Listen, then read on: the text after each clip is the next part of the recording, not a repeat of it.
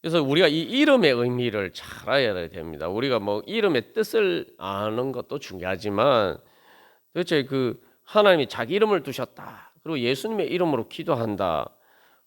이것이 무슨 의미인지 그래서 그것을 통해서 어떻게 실제로 예수님의 이름이 우리의 소망이 될 수 있는지, 우리에게 천국의 기쁨이 될 수 있는지, 우리가 그 예수님의 이름을 통해서 어떻게 은혜를 받을 수 있는지 이것을 잘 깨달아 알아야 돼요. 그러니까 예수님의 이름을 믿는다고 하면서 이걸 잘 몰라서 그 이스라엘 백성들처럼 그 은혜를 제대로 받지 못할 때가 많습니다. 예. 그래서 이 이름을 두신다는 것의 의미는 하나님의 우리에게 주신 축복이죠. 근데 여기서 이제 우리가 중요한 것은 하나님이 그 이름을 두신다고, 아니 그냥 하나님이 거기 계신다 이렇게 얘기하면 되는데 왜 이름을 두신다고 이야기할 거예요? 그게 이제 오늘 열왕기상 8장의 이 솔로몬의 기도에서 잘 나타나 있습니다. 그래서 이 열왕기상 8장 우리가 읽은 내용은 솔로몬이 성전을 건축해서 하나님께 드리면서 드리는 기도예요. 근데 뭐라고 이야기를 하고 있습니까? 하나님이 어떻게 땅에 거하시겠습니까? 하나님의 집이 될 수 있는 곳이 어디 있겠습니까? 하나님은 쉽게 말하면은 하늘과 하늘들의 하늘이라도 주를 용납하지 못하겠거늘. 그러니까 하나님은 창조주 하나님이시기 때문에 어떤 피조물도, 심지어 이 땅은 둘째치고 뭐 천국이라도 그렇고 어떤 하늘이라도 하나님을 담을 수 있는, 하나님을 그렇게 하나님의 집이 될 수 없다는 거죠. 우리가 이걸 잘 알아야 됩니다. 그러니까 말 그대로 그래서 하나님은 하나님이시다. 우리가 하나님 믿는 게 다른 게 아니라 그러니까 이 솔로몬이 고백한 것처럼 그렇게 하나님을 믿으면 됩니다. 그러니까 하나님은 말 그대로서 온 우주보다 크신 분이에요. 온 우주를 창조하신 분이기 때문에 온 우주도 크신 분이에요. 근데 우리가 어떤 집에 거한다고 하면 사람이 집에 살려면 어떻게 돼요? 집보다 사람이 작아야 그 집 안에 사는 거 아닙니까? 그죠? 근데 하나님이 어느 정도보다 크신데 어떻게 하나님이 어디에 사시겠습니까? 이 얘기를 하는 거예요. 그러면은 하나님을 우리가 어떻게 만나냐? 이게 이제 문제겠죠.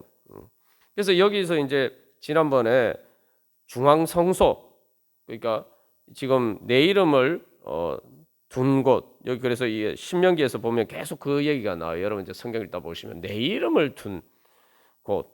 그게 이제 지금 열왕기상 이 8장 오늘 본문의 말씀에 잘 나와 있죠. 그래서 8장 29절에 주께서 전에 말씀하시기를 내 이름이 거기 있으리라 하신 곳. 그래서 그렇게 이야기해요. 그래서 이 하나님이 그런 분이다 먼저 인정하는 거예요. 어떤 곳에도 하나님을 담을 수 있는 그릇, 또 하나님이 거하실 수 있는 집은 없다는 거죠. 하나님 그렇게 크신 분이다. 그러니까 이게 이제 지난번에 그 중앙성소에서만 예배하고 산당을 폐하라는 의미가 바로 그예요. 산당이 왜냐하면 산당에 각 이렇게 산당이라는 각 지역에 이렇게 있는 그런 그 신을 모신 곳이란 말이죠. 그게 뭐냐면은 왜 그러냐면은 한 곳이 아니고 여기도 있고 저기도 있고 뭐 우리도 그렇잖아요. 우리도 뭐 여기 있는 신이 있고 또 저기 뭐 산신령 같은 어떤 산에 있고 이런 것처럼 산당이란 게 옛날에 그 가나안족 백성들, 가나안 족속들이 그렇게 우상을 섬기던 거예요. 그러니까 그 우상을 섬길 때는 그 우상은 전체를 다 이렇게 통괄하는 게 아니고 자기가 담당하는 구역이 있다면 우리가 쉽게 말하면 담당하는 구역이 있어요. 그 구역 안에서만 힘을 미친다는 말이죠. 그러니까 여러분 그 우상 다실론에서는 전부 다 그래서 우리가 뭐 예전 우리 전통에서도 보면 뭐 산신령은 산을 다시는 거예요. 바다의 용왕이고 뭐 이런 식인 거예요. 그러니까 각 그렇게 어떤 지역에 그 국한되어 있는 그런 어떤 신들을 다 섬긴단 말이죠. 그러나 하나님은 그런 분이 아니라는 거예요. 하나님은 어떤 장소나 어떤 영역에 국한된 분이 아니라 온 우주가 다를 다 이렇게 다스리시는 바로 그런 분이라는 거죠. 그 우리가 뭐 잘 아는데 그게 뭐 무슨 의미냐 있냐? 뭐 요즘 우리가 우상을 섬기는 것도 아닌데 이렇게 생각할 수 있죠. 근데 이제 어떤 문제가 있냐면은 우리가 실제로 그 하나님을 그렇게 믿으면서도 믿는다고 하면서도 실제로는 그렇지 않은 것처럼 산다 이 말이죠. 무슨 얘기냐면은 교회에 나와서 우리가 지금 오늘 이렇게 예배드리고 찬양할 때는 하나님이 다스리시는 것다 이렇게 생각하고 살아가죠.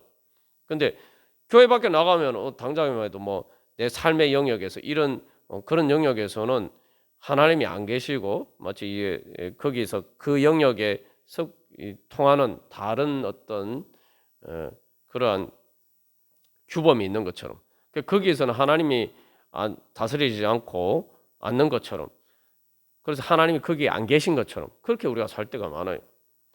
삶의 영역도 그렇지만 우리 마음에도 우리 마음에 어두운 부분이 몰려오면은 마치 거기에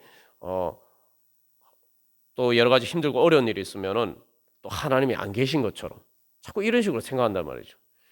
그게 그러니까 그 어두움이나 또 어려운 문제가 있으면 하나님을 찾아야 되는데 하나님을 찾지 않고 왜냐하면 그 어둡고 힘들고 어려운 문제 가운데서도 하나님이 그럼에도 불구하고 하나님이 여기에도 함께 계신다.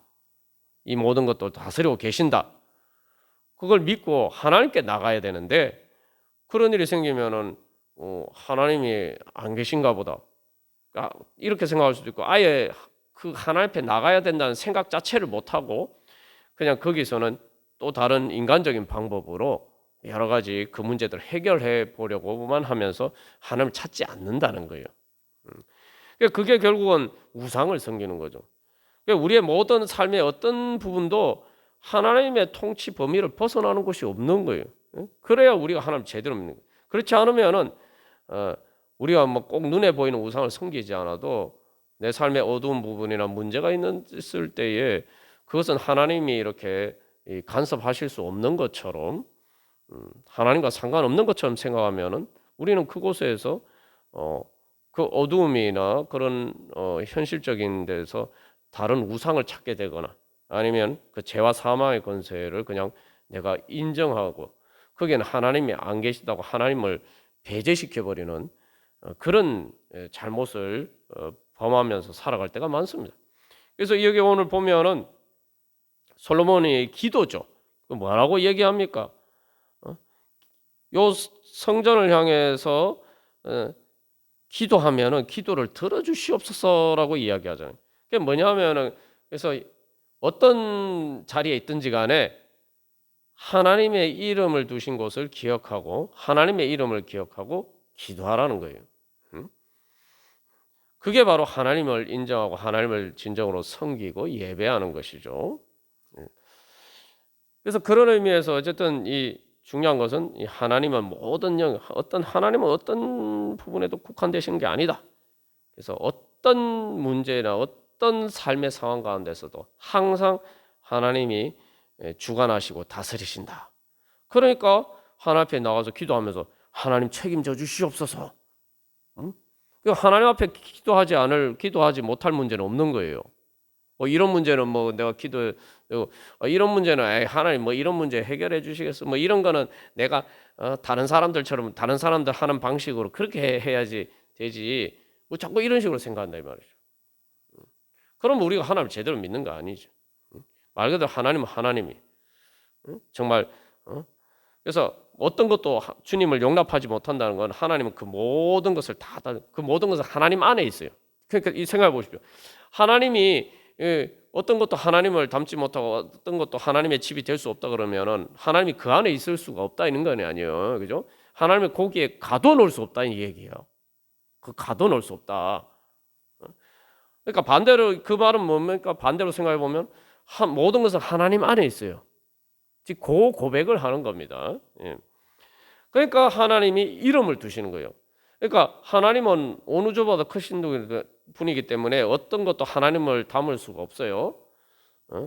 하나님보다 큰 것은 없다 이 말이죠. 그럼 모든 것은 하나님 안에 있다. 그러면은 하나님 어디에 모시느냐 이렇게 우리가 하나님 어떻게 만나냐 이게 이제 문제가 되잖아요. 하나님 성령님은 우리 안에 어떻게 계실 수가 있냐 우리가 이렇게 생각하죠. 그래서 여기서 중요한 건 뭐냐 그래서 하나님이 이름을 두시겠다. 이름. 그래서 그 이름을 두신다는 건 무슨 또 그 이름을 두시는 건 또 뭐냐? 이름이란 거 딱 명패로 써붙여 가지고 딱 갖다 붙여 놓는 겁니까? 네. 물론 그런 의미도 있을 수 있지만 그거는 표시를 하는 거고, 하나님께서 이름을 두신다는 것은 우리가 바로 그 하나님의 이름을 부를 수 있도록 해주신다는 거예요. 그죠? 예. 그러니까 우리가 누군가를 만나서 그 사람하고 이제 뭔가를 대화를 하려면 어떻게 해야 돼요? 그 사람이 누군지 알아야죠, 그죠? 그 누구냐라고 할 때 우리가 뭐 그 사람 이렇게 얼굴이 이렇게 생겼고 뭐 이렇게 뭐 집이 어디고 막 이런 얘기를 할 수 있지만, 그런 얘기를 하는 것보다 그냥 우리가 이제 그 사람이 누구냐 하면 그 사람은 뭐 누구누구다 이름을 얘기하잖아요. 그러면 다 알잖아요, 그죠? 그리고 우리가 뭐 전화번호 이렇게 핸드폰에 이렇게 저장해 놓을 때 다 이름을 저장해 놓죠. 그러면 그 이름 보고 딱 이렇게 누르면은 전화 걸 수 있잖아요. 그 사람 통화할 수 있잖아요, 그죠? 예. 그러니까 그런 겁니다. 그러니까 하나님의 이름을 두신다는 것은 바로 우리가 하나님의 이름을 부르면서 하나님을 찾을 수 있도록 해주신다는 거예요. 그러니까 하나님은 그 어떤 것도 담을 수 없기 때문에 크신 분이지만, 그러나 하나님께서 그 이름을 통해서 우리가 하나님의 이름을 부르고 하나님을 찾고 하나님을 만날 수 있도록 해주신다는 거예요. 그러니까 하나님께서 우리에게 맞춰 주셔서 우리와 함께 하신다는 거죠. 그래서 우리가 하나님을 알 수가 없어요. 하나님은 우리보다 엄청 크신 분이기 때문에 우리가 뭐 이 하나님을 알 수가 없습니다. 여러분, 지구가 어떻게 생겼는지 뭐 우리가 우주에 나가서야 볼 수 있죠. 우리가 지구 위의 삶이지만 지구 전체를 보지 못하는 것과 마찬가지. 그러나 우리가 그럼에도 불구하고 하나님께서 우리를 만나 주시기 위해서 예수님 통해서 우리를 찾아오시고, 또 성령을 통해서 우리 찾아오셔서 이제 우리가 이 주님의 이름을 부르면은 기도하면은 내가 그 하나님을 만날 수 있다는 거예요. 그래서 이 하나님의 성전은, 하나님의 집은 어떤 곳이냐? 하나님의 집을 뭐라고 얘기하냐면, 예수님 뭐라고 말씀하죠? 만민이 기도하는 집이다. 기도하는 집. 그래서 우리가 특별히 뭐 주일날 예배당에 나와서 예배드리는 것도 마찬가지입니다. 그 예배당은 이게 여기 예봉교회라는 게 그냥 뭐 교회라는 게 뭡니까? 하나님의 이름을 두신 것이에요. 그러니까 내가 이 예배당에 나와서 우리가 같이 예배드리면서 또 그 교회를 통해서 하나님이 가르쳐 주시는 대로 내가 그렇게 기도하고 그렇게 신앙생활을 하면 내가 하나님을 만날 수 있다는 거예요. 하나님이 그렇게 우리를 만나 주시겠다는 거예요. 그래서 그러면 실제로 그 크신 하나님이 진짜 내 마음 안에 계신 것처럼, 또 내 삶에 나와 함께 계신 것처럼, 원래 우리 집에 나하고 같이 사시는 것처럼 그렇게 하나님께서 나와 함께 하시겠다는 겁니다. 그러니까 그게 은혜죠. 그러니까 하나님이 이름을 두신다는 것은 아무것도 하나님을 거처가 될 수가 없는데, 하나님이 자기를 우리한테 맞추셔서 그래서 우리가 하나님을 만날 수 있도록 우리 수준의 눈높이로 맞추어 주셔서 우리를 만나 주신다는 거예요. 그게 바로 은혜입니다. 자, 그러면 이 은혜를 우리가 받았는데 이 은혜를 우리가 어떻게 제대로 누냐? 일단은 뭐 하나님 이름을 부르면서 기도를 해야 되겠죠. 그러니까 하나님의 이름을 잘 사용을 해야 돼요. 잘 사용을. 하나님이 이름 가르쳐 주실 때 우리가 보통 사람들 만날 때도 그러죠. 처음에 이제 명함을 주고 처음 보는 사람들인데 그냥 처음 만나고 끝나는 게 아니라 계속 만나려고 하면은 뭘 합니까? 서로 전화번호를 주고받고 하죠. 이름 통성명하고죠. 통성명하고 거기다 한 거는 이제 전화번호 주고받고, 그러면 아유 다음에 또 만납시다. 우리가 이렇게 그렇게 전화를 하세요. 그래서 보통 이렇게 하면은 요즘 이제 핸드폰에 이제 이름하고 전화번호 막 이렇게 불러주고 그걸 저장해놓고 하잖아요. 그죠? 예. 하나님 우리가 그렇게 계속 만나기를 원하신단 말이죠. 그러니까 하나님의 이름을 우리가 계속 부르기를 원하십니다.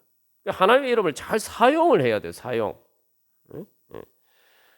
근데 이제 오늘 말씀을 보시면은 이게 십계명의 세 번째 계명이죠. 하나님의 이름을 망령되이 일컫지 말라. 이게 망령되이라고 해가지고 좀 우리 얼핏 이렇게 잘 안 와닿는데, 망령되이 일컫지 말라는 건 한마디로 하나님의 이름을 남용하지 말라는 거예요. 하나님의 이름을 잘못 사용하지 말라.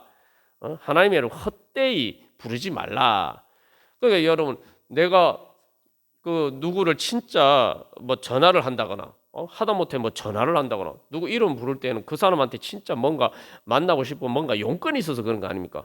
그런데 그것도 아니면서 괜히 뭐 이름 부르는 거예요. 그게 망령되게 큰 거예요. 그리고 또한 이름을 잘못 남용한다는 건 뭐냐면은 예를 들면은 우리가 모든 일을 할 때 예를 들면 어떤 그 기관이 있으면은 거기에 예를 들면은 뭐 대한민국의 그 예를 들면 대통령 이름으로 실제로 밑에서 일을 해도 그 기관의 그 저기 정부에서 하는 일을 표창장을 줘도 뭐 표창장을 실제로 만들고 하는 사람 밑에 실무자가 하지만 그걸 줄 때는 또 직접 대통령이 주지 않아도 대통령 이름 다 하잖아요, 그죠? 뭐 우리가 하면 뭐 예를 들면 동사무소에 가서 주민센터에 가서 이렇게 뭐 서류를 떼면은 주민센터 뭐 장 누구 이런 식으로 이름 하잖아요. 근데 그 밑에 직원이 실제로 위조를 해가지고 그죠? 위조를 해서 잘못 이렇게 실제로는 권한이 없는데 마치 자기 그 권한을 위임받아서 한 것처럼 이렇게 이름만 팔아서 그렇게 하면은 안 되죠. 그게 바로 하나님의 이름을 망령되게 일컫는 거예요. 그래서 이 하나님의 이름을 부르는 이름을 통해서 은혜를 받으려면은 하나님의 이름을 잘 사용을 해야 돼요. 하나님의 이름에 맞게 사용을 해야 돼요. 그럼 뭐냐면은 그러니까 이것은 뭐냐면은 하나님의 이름에 걸맞지 않으면은 즉 하나님과의 올바른 관계에 있지 않으면은 언제든지 하나님이 떠나실 수 있다는 거예요. 그 얘기를 하는 거예요. 그러니까 예를 들면 어떤 장소에 국한되어 있으면 어떤 산신령은 계속 그 산에 있어야 되잖아요. 예를 들면 뭐 저기 북한산 산신령이다 이러면 북한산 산신령 북한산 떠나면은 뭐 북한산 더 이상 산신령이 아니죠. 근데 하나님은 그런 분이 아니란 말이에요. 그러니까 하나님은 우리를 선택하셔서 우리와 함께 하시는데 그러나 그 하나님과 올바른 관계를 맺지 않으면 하나님은 하고는 더 이상 같이 살 수가 없는 거예요. 그러니까 내 마음대로 하나님 어디 가둬놓을 수 없다 이 얘기입니다. 우리가 뭐 결혼 관계에서 보면 잘 알 수가 있죠.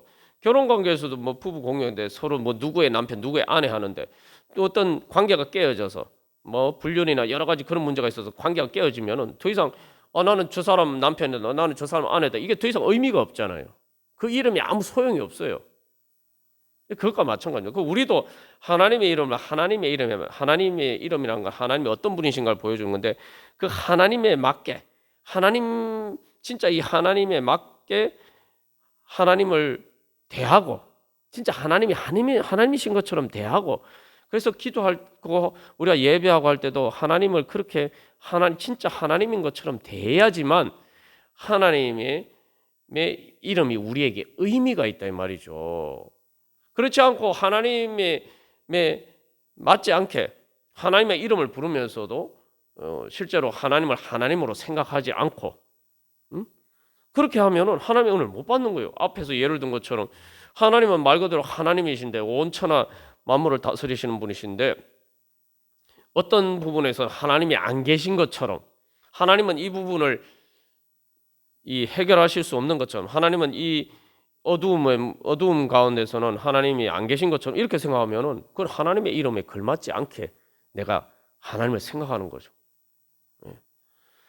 그러면은 여러분 생각해 누구와의 관계를 맺을 때 그 사람의 이름을 내가 부르긴 하지만 그 사람의 이름을 알지만 실제로 그 사람이 마음과를 대해서 잘못된 관계를 가지고 있으면은 그 사람에 대해서 오해를 하고 있다든지 그리고 그 사람을 무시한다든지 그 사람을 미워한다든지 하면 그 이름이 나한테 무슨 의미가 있습니까? 그죠?